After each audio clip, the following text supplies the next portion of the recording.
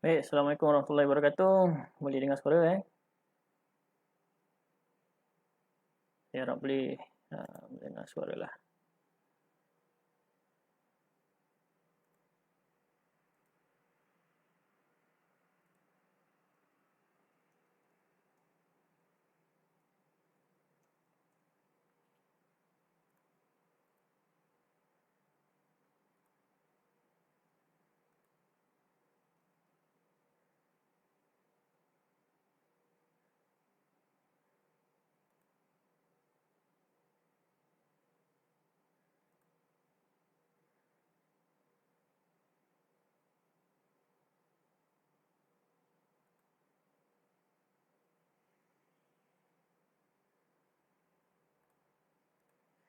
Alright, Assalamualaikum warahmatullahi wabarakatuh dan selamat tengah hari, selamat jam 2 lah. Okay,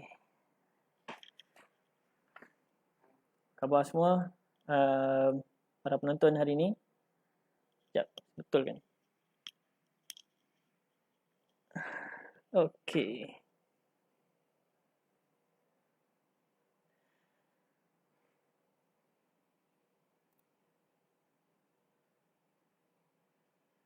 Okay, kita tunggu sikit lagi.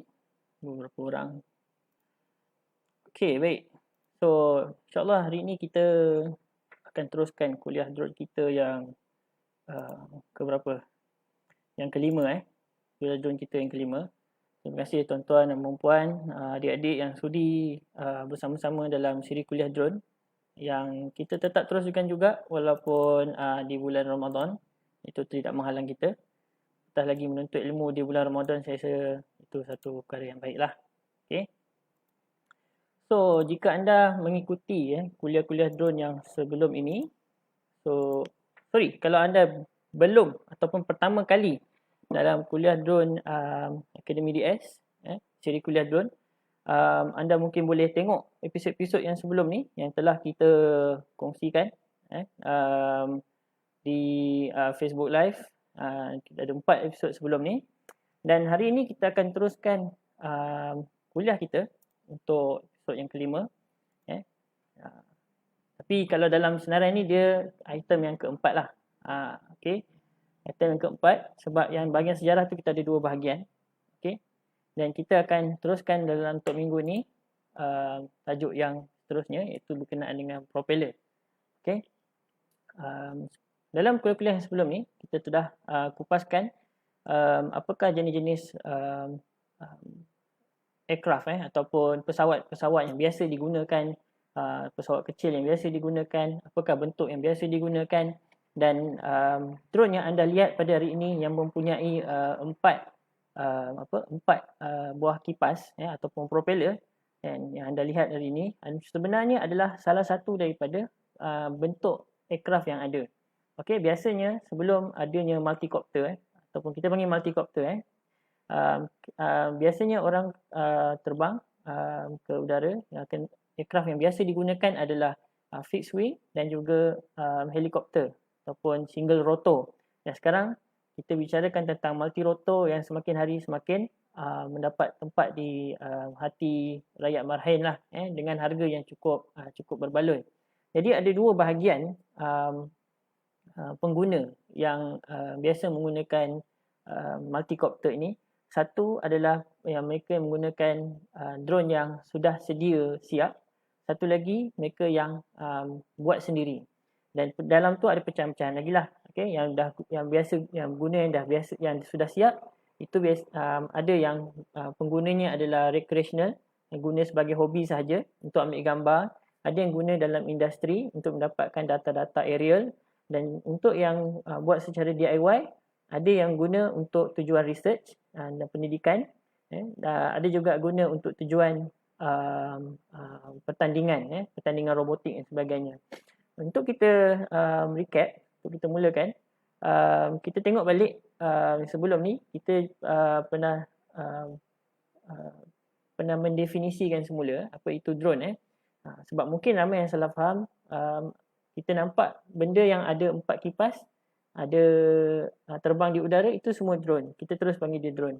Tapi sebenarnya istilah drone itu sendiri dia lebih tepat digunakan untuk robot udara. Maknanya dia multi-rotor yang boleh terbang secara automatik di udara. Itu baru kita panggil drone. Okey. Dan dalam komposisi sebuah drone, kita boleh bahagikan dia kepada beberapa bahagian, iaitu bahagian pesawat ataupun aircraft itu sendiri, okey, bentuknya apa, kemudian sistem propulsion, sistem yang menggerakkan dia untuk naik ke atas, kemudian sistem arahan dan kawalan, macam mana kita berkomunikasi dengan drone, okay, dan juga payload. So ini adalah 4 bahagian drone yang kita boleh katakan kalau ada 4 ciri ini, maka kita boleh kata dia adalah sejenis drone. Okey, dalam sistem arahan kawalan adanya flight stack ataupun dia punya brain yang boleh kita gunakan untuk membuat pengaturcaraan. Kita boleh guna untuk buat konfigurasi terhadap drone kita. Kemudian dalam tu juga ada sistem komunikasi, iaitu bagaimana kita berkomunikasi dengan drone kita, dan dalam tu juga adanya ground control station ataupun GCS, di mana kita akan kupaskan setiap satu-satu barang yang saya sebut dalam ni dalam siri-siri kuliah yang akan datang, sebelum ni dan akan datang. Dan hari ini kita akan cerita sikit tentang sistem propulsion. Dalam sistem propulsion ada beberapa bahagian item. Dalamnya adanya propeller, adanya motor, adanya ESC, electronic speed controller, adanya bateri. Dan pada hari ini kita memang fokus satu topik saja, iaitu propeller. Okey? Propeller ataupun kipas, biasa orang panggil kipas. Dia bukan sebarang kipas. Kalau kita tengok dalam bentuk-bentuk drone yang ada di luar, ada yang kipasnya dalam bentuk terdedah, macam ni saya bawa ni. Ini macam ni bentuk yang terdedah. Okey, boleh nampak ke? Biasanya dia tidak ada penghadang. Okey, sebenarnya drone yang baik sebenarnya lebih baik kalau dia ada penghadang. Kenapa kena ada penghadang? Supaya untuk mengurangkan gegaran yang datang daripada angin yang menembak bilah tu, dan juga sebenarnya bentuk corong boleh memberi satu lagi daya thrust kepada drone kita. Sebab apa? Bila dia ada satu corong macam ni, okey, angin yang sedut daripada bawah akan juga jadi menghasilkan tekanan tinggi dari dalam berbanding di luar. Okey. Kalau kita ikut konsep fizik, mana bila ada berbeza tekanan, jadi akan berlaku force kat situ, ada kata pergerakan, dan itu akan membantu sebenarnya drone ni untuk terbang dengan lebih laju ataupun dengan lebih baik dan mengurangkan gegaran. Itu pentingnya sebenarnya penghadang, bukan sekadar untuk keselamatan saja. Selain daripada keselamatan, corong tu juga boleh bantu drone ni untuk terbang dengan lebih baiklah. Okey. So, propeller. Apa yang kita perlu tahu dekat dalam propeller ni? Ada beberapa bahagian. Ada beberapa parameter yang kita akan kupaskan secara ringkas untuk anda faham. Kenapa ada 2 blade, kenapa ada 3 blade, 4 blade, 5 blade dan sebagainya. Dan macam mana nak bezakan antara blade-blade ni? Adakah kalau lagi banyak blade lagi laju ke? Lagi banyak blade lagi kuat ke? Ataupun lagi sikit lagi hebat ke macam mana? Kan kalau kita masa kecil-kecil mungkin kita bayangkan lagi banyak blade tu lagi power kan. Macam lagi banyak senjata pula. Memang bahaya propeller ni sangat bahaya. Sebab itu bila kita terbangkan drone ada ciri-ciri ataupun tindakan-tindakan keselamatan yang kita kena buat lah. Antaranya kita kena ada jarak yang betul. Kemudian kita punya controller mesti ada fail safe ataupun ada kill switch yang boleh memadamkan propeller punya kuasa ataupun motor tu boleh dimatikan dengan masa yang singkat. Maksudnya kita switch je terus dia terus berhenti tanpa mencederakan sesiapa lah. Sebab kadang-kadang dia mungkin dah mencederakan orang. Tapi bila kita ada clear switch, kita boleh kurangkan lagi. Kalau tak, dia tersagat lagi. So sangat bahayalah sebenarnya. Kadang-kadang dia tergantung tersangkut dekat pokok. Dekat pokok pun boleh mengeruhkan lagi keadaan kalau dia terus berpusing dekat dalam ranting-ranting, okay? Dekat daun-daun. Sebenarnya sebab apa? Boleh merosakkan, selain daripada propeller, dia boleh rosakkan motor lah. Sebabkan gegaran yang terlalu kuat dan sebagainya. Okey. Yang pertama sekali, apakah fungsi propeller? Okey, fungsi propeller adalah untuk menghasilkan tujahan ataupun thrust dan torque. Torque untuk mengawal multicopter. Okey, apabila dia berpusing dalam satu arah, okey, dia akan pusing ke arah sini, contohnya pusing sini, dan akan ada drag force yang melawan propeller tu, dan drag force itulah yang menghasilkan torque kepada kepada drone ini. Okey. Jadi fungsi dia adalah untuk menghasilkan tujahan dan juga torque. Okey, itu fungsi propeller pada asasnya. Okey. Parameter pertama yang kita kena tengok adalah apakah jenis yang kita nak pakai. Okey, di luar sana ada dua atau banyaklah syarikat sekarang ni di China dan sebagainya yang menghasilkan propeller dengan betul. Okey. Dan propeller ini sebenarnya dia ada kod-kod dia. Kalau yang standard kita guna adalah dia punya kod dia ACP. Tak apa, anda boleh tengok dekat luar, tapi sebenarnya dia ada dua parameter yang anda kena tengok. Satu adalah diameter dia. Berapakah diameter propeller yang kita guna? Okey, diameter seperti gambar rajah ni dikira adalah jarak yang paling jauh antara propeller tu. Okey, itu diameter dia. Dan biasanya dia akan tulis dekat dalam kod kod nama ataupun propeller tu, dia ada kod dia. Okey, kod 2 digit yang pertama itu adalah diameternya. Biasanya macam tu. Okey. Kemudian dia ada 2 digit yang seterusnya, iaitu pitch. Pitch lah. Pitch ni adalah jarak yang dia travel dalam satu complete loop. Maksudnya bila dia berputar 360 darjah, berapa banyak dia naik. Itu adalah pitch dia. Jadi kita boleh tengok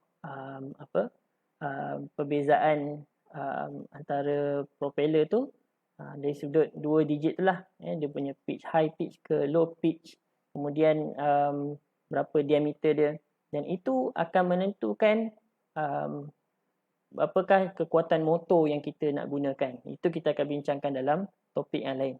Okey. Motor biasanya dia dibaca dengan nilai kV, ataupun kV ni sebenarnya lah RPM dia, ataupun dalam 1 volt berapa revolution yang berlaku. Itu nilai kV. Jadi kita tak boleh sewenang-wenangnya menggunakan apa-apa kV. Basically kita boleh kata lagi tinggi kV motor tu, lagi lajulah dia. Tapi sebenarnya kita tak boleh simply guna kepada mana-mana propeller, sebab setiap propeller dia ada kadar putaran yang optimum. Nanti kita akan bincangkan dalam parameter yang seterusnya lah. Okey, kita akan tunjuk sekejap lagi. Okey. Parameter yang kedua, okey, iaitu bilah. Berapa banyak bilah kita nak pakai? Adakah 3, 4, 5? Okey, berdasarkan eksperimen yang dibuat, 2 bilah propeller sudah cukup sebenarnya. 2 bilah propeller lebih perform berbanding lebih banyak bilah. Tapi ada sebab kenapa kita pakai lebih banyak blade dalam keadaan-keadaan tertentu. Okey, sebagai contoh, okey, apa beza bilah yang banyak dengan bilah yang pendek? Bilah yang banyak akan menghasilkan thrust yang lebih tinggi. Okey, lebih tinggi. Kalau kita tengok dekat dalam graf ni, okey, graf warna biru ini adalah graf 3 blade, dan warna oranye adalah 2 blade. Okey. Dan material yang digunakan adalah CF ataupun carbon fiber. Kalau kita tengok, dia slightly higher thrust yang dihasilkan, okey, bagi setiap persen throttle yang kita beri. Okay, 50%, 50%, 70%. Okay. Kemudian kita boleh tengok kalau kita tambah kita tambah blade, tambah bilah, dia akan ada thrust yang lebih tinggi. Jadi ini mungkin boleh digunakan dalam situasi kita ada payload yang lebih besar, payload yang lebih banyak. Okey. Kemudian kalau kita tengok data kat sini juga, kita boleh nampak dia punya diameter size. Diameter size untuk yang 3 blade ni sebenarnya kecil je. 0.5 lebih rendah daripada yang 2 blade. Okey. Maknanya kita boleh menghasilkan jumlah thrust yang sama dengan mengecilkan jumlah diameter. Maksudnya dengan tambah blade, maksudnya kita boleh kurangkan saiz. Itu satu perkara yang baik. Kita mungkin ada keperluan untuk kecilkan aircraft kita. Sebagai contoh, kalau tengok dalam filem perang-perang US dulu, kita boleh nampak dia punya propeller, bukan drone lah, tapi bukan multicopter, tapi dia punya pesawat dia, aircraft fixed wing dia punya propeller banyak sikit. Sebab apa? Dia tak boleh, dia punya blade banyak sikit sebab dia tak boleh panjang sangat. Kalau panjang sangat, dia mungkin akan hit ground. Okay, jadi kita boleh kecilkan jumlah jumlah bilah tu, size dia dengan menambah jumlah bilah. Okay. Tapi bila kita tengok daripada graf ni, sebenarnya 2 bilah dah cukup perform dah. Dari sudut dari sudut thrust pun bagus. Okey, dia ada bagi significant impact walaupun dengan hanya menambah 1 inci saja. Oh sorry, saya tersilap tadi beza antara 3 blade dengan 2 blade yang orange tadi sebenarnya 1 inci bukannya 0.5. Okey. Dan tambah 1 inci saja 2 blade, kita boleh nampak pertambahan thrust yang sangat tinggilah. Okey, jadi sebenarnya 2 blade pun dah cukup dan cukup efisien, tapi bergantung pada kegunaan yang kita perlukanlah. Okey. Kemudian kita tengok pula dari segi dia punya endurance ataupun battery life, berapa lama dia bertahan. Okey, kalau kita tengok sebenarnya kalau kita pakai 3 blade, dia slightly lower. Battery life dia, minit bertahan dia lebih rendah. Jadi maknanya dia menggunakan tenaga yang lebih pula. Jadi kita boleh main-main kat situ. Okay, antara battery life dengan thrust dan sebagainya untuk tentukan apakah propeller yang ataupun bilah yang sesuai untuk kita gunakan untuk kita punya drone lah. Okay. Alright. Setakat ni okey Dan kalau kita nak tengok sebenarnya graf ni, ada cara lain untuk kita tengok daripada kita nak buat eksperimen. Mungkin mencabarlah macam mana nak buat eksperimen, berapa banyak kita propeller yang kita nak korbankan, nak kena beli. Antara lain kita sebenarnya boleh gunakan simulator. Simulator kalau kita download game DRL ataupun banyaklah simulator lain kat luar yang berbayar ada, yang percuma pun ada. Okey, kita boleh modify kita punya propeller tu, kita tukar-tukar, kita boleh tengok macam mana berubahnya performance sebuah drone yang kita bina lah. Dan saya biasa guna DRL simulator. Tu yang saya sukalah. Okey, itu satu benda lah. Okey, parameter yang ketiga. Okey, parameter ketiga yang kita perlu lihat adalah bahan. Bahan yang kita nak gunakan. Setakat ini yang paling famous dan yang paling kata orang paling terbaik lah. Bukan setakat famous je, dia terbaik. Dari segi ketahanan dan juga dari segi berat. Cuma harga dia agak mahal sikit. Okey. Biasanya kita guna carbon fiber. Tapi tidak mengapa untuk guna plastik.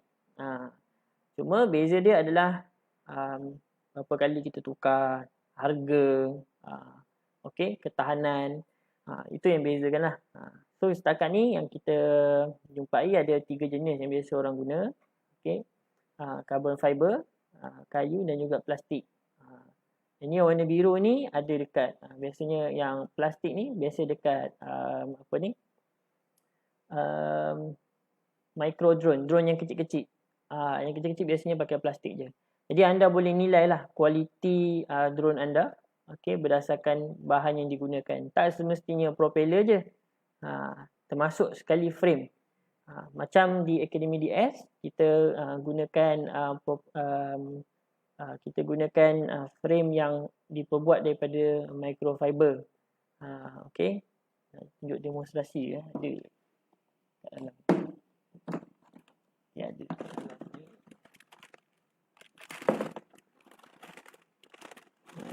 Plastik pula. Kita pakai yang microfiber lah. Tempat nak tunjuk. Okey. Microfiber itu baju. Carbon fiber. CF. Biasa orang panggil CF. Okey. Ringan dan tahan. Parameter yang keempat adalah mengenal pasti kadar putaran selamat. Okey. Safe rate of rotation. Okey, kenapa kita kena tentukan kadar putaran selamat? Mungkin orang fikir nak paling laju je. Kita nak pusingkan propeller ni selaju mungkin. Semudah tu je. Tapi sebenarnya kita tak boleh putarkan dia terlalu laju sebab kadar ketahanan propeller ni berbeza bagi setiap model yang kita gunakan. Jadi kita tak boleh simply pasang propeller kita kepada mana-mana motor.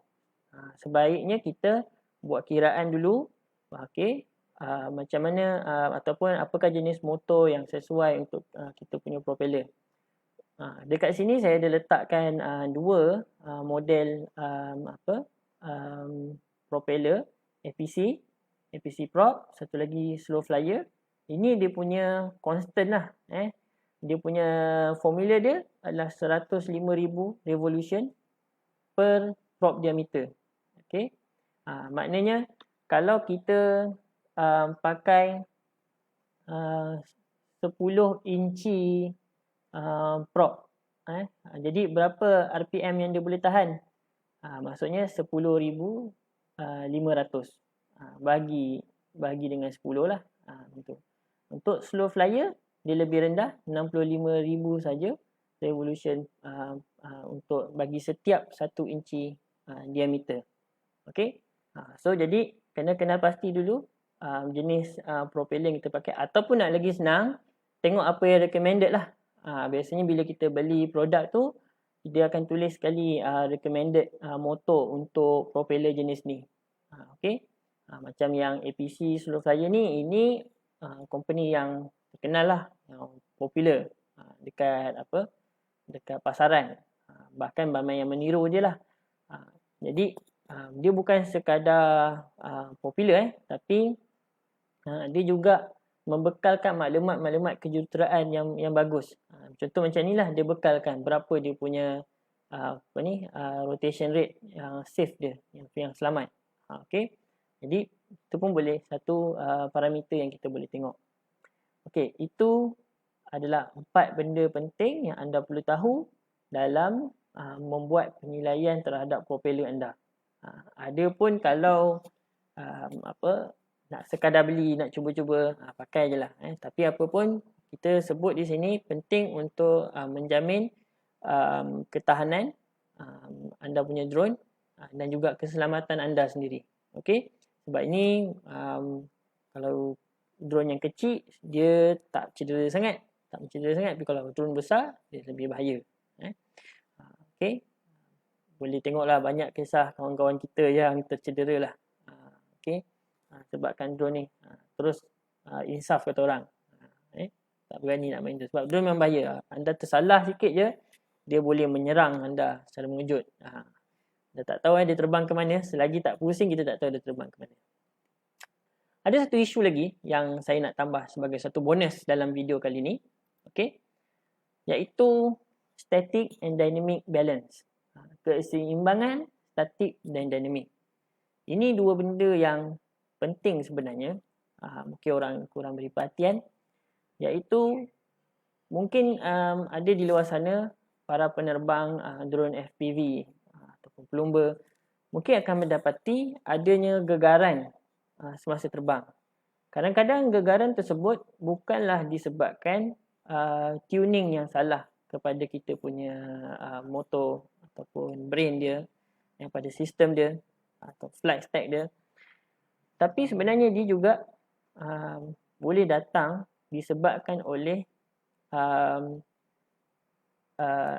static and dynamic imbalance, ketidakseimbangan statik dan dinamik.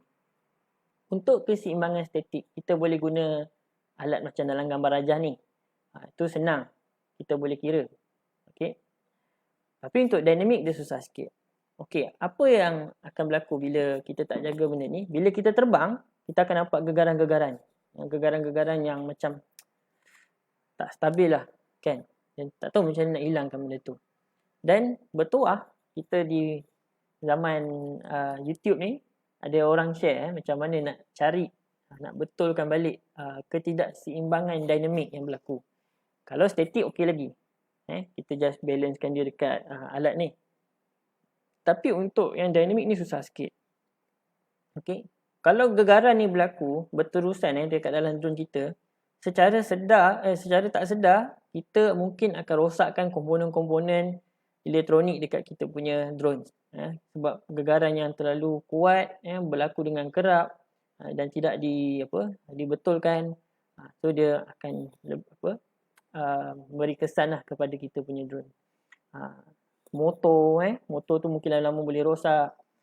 Tapi apakah punca sebenar dia? Punca macam mana dynamic imbalance ni berlaku? Punca dia adalah, tunjuk macam mana disebabkan bentuk dia yang tidak tidak tetap. Macam ni dia ada chord dia. Dia ada bentuk yang sangat dinamik lah. Bentuk dia yang bukannya simple as petak je, tapi dia ada lekuk-lekuk yang tertentu. Disebabkan bentuk dia ni, dia dan juga terutamanya propeller lah. Kalau kita dapat tackle propeller ni sebenarnya terus boleh kurangkan gegaran pada drone kita. Okay. Disebabkan bentuknya asymmetrical, dia punya COG ataupun center of gravity dia lari. Dia macam terlari-lari sikit. Dia nak ke tengah tapi dia terlari-lari. Jadi untuk dapatkan dekat mana bahagian yang kita kena alter kat sini. Kena alter Pernah tengok orang tampal tayar? Bukan tampal, orang panggil buat balancing tayar. Macam mana orang buat balancing tayar? Kalau yang ada kereta dekat kat rumah, kita hantar kedai kereta kita suruh dia buat balancing. Dia akan tampal macam ada klip-klip dekat kita punya rim. Betul tak? Dia akan tampal sikit, lepas tu dia akan tengok balik. Sebenarnya cara yang sama juga kita boleh buat kat propeller kita. Kita hanya ambil tape je, tape kita tampal sikit kat sini. Dekat bahagian dia panggil heading dia. Kat mana dia attack lah. Okay. Kita tampal sikit. Dan kita tengok kalau kita ubah, berlaku kurang tak gegaran dia. Dan macam ni nak nampak pengurangan gegaran tu, okay, mujur adanya YouTube sekarang, ada orang share cara dia. Okay. Gambar rajah ni, mungkin anda nampak kecil sikit. Sebenarnya ni adalah dia tengah tembak laser. Yang kuning ni sebenarnya ada laser. Laser ni tembak dekat satu cermin dekat sini. Cermin tu tembak pula dekat dinding. Okay. Dan dia start run dia punya dia punya propeller lah, dia punya motor pusing. Okay. Kemudian dekat dinding, gambar rajah dinding tu, kita boleh nampak laser tu dalam bentuk macam ni. Kita nampak gegaran-gegaran tu daripada pantulan laser pada cermin tu. Okay. Kemudian dia alter sikit dekat dia punya propeller, tampal sikit tape warna hitam. Ini gambar saya snap ni. Dia tampal sikit. Kemudian dia nampak tembakan laser tu dengan lebih cantik berbanding yang tadi ada gegaran-gegaran panjang atas bawah. Yang ni dia satu point je. Okay. Jadi Mungkin anda nak cuba di rumah, boleh cuba. Okay, pakai laser, tembak ke. Dan kita tengok macam mana gegaran dia berlaku kita lakukan. Ini cara manual lah. Sebab sebenarnya untuk obtain dynamic factor ni, imbalance factor ni sebenarnya bukan mudah. Dia bukan satu perkara yang mudah. Sebenarnya kita kena pakai peralatan-peralatan yang susah lah untuk kita dapat. Sensor-sensor tertentu. Tapi dengan cara kita hack sikit, guna laser ni, kita terus boleh dapat jawapan dia. Baik, itu saja perkongsian saja untuk tajuk propeller pada hari ini. Okey, insya-Allah kita akan berjumpa lagi untuk topik yang akan datang. Okey, salam Ramadan kepada semua. Mudah-mudahan bermanfaat dan jangan lupa jika anda rasa bermanfaat, boleh like kuliah ni, video ni dan juga share kepada rakan-rakan yang lain. Insya-Allah. Dalam sesi yang akan datang kita akan share apa pula? Okey, kita akan cerita pasal motor pula. Okey, hari ni kita cerita pasal propeller. Next kita akan cerita pasal motor. Okey guys. Kita jumpa lagi dalam kuliah drone yang akan datang. Assalamualaikum warahmatullahi wabarakatuh.